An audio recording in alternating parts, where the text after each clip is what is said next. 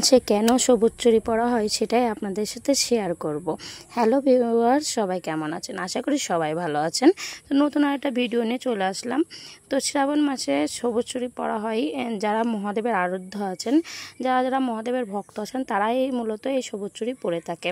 মূলত শ্রাবণ মাসকে মহাদেবের জন্ম মাস হিসেবে বলা হয়। প্রাকৃতিক জলের কারণে, বৃষ্টির কারণে প্রকৃতি এক নতুন সাজে সেজে ওঠে এই শ্রাবণ মাসে। চারিদিকে সবুজ, আর মহাদেবের খুব পছন্দের রং হচ্ছে সবুজ, যার কারণে মহাদেবকে তুষ্ট করার উদ্দেশ্যে বিবাহিত মেয়েরা সবুজ চুড়ি পরে থাকে এবং অবিবাহিত মেয়েরাও সবুজ চুড়ি পরে থাকে, কেননা তারা মহাদেবের ন্যায় স্বামী পাওয়ার আশায় সবুজ চুড়ি পরে থাকে, তাকে তুষ্ট করার উদ্দেশ্যে। তো এখানে আমার বর প্রতি বছরই আমাকে সবুজ চুড়ি এনে দেয়, কারণ আমি মহাদেবের ভক্ত। তো আমার বর এখানে সবুজ চুড়ি এনে দিয়েছে। সকাল সকাল স্নান করে বরের হাত থেকে চুড়িগুলো পরে নিলাম। দেখুন চুড়িগুলো অনেকটা সুন্দর, আর পরে কিন্তু খুব ভালো লাগছে।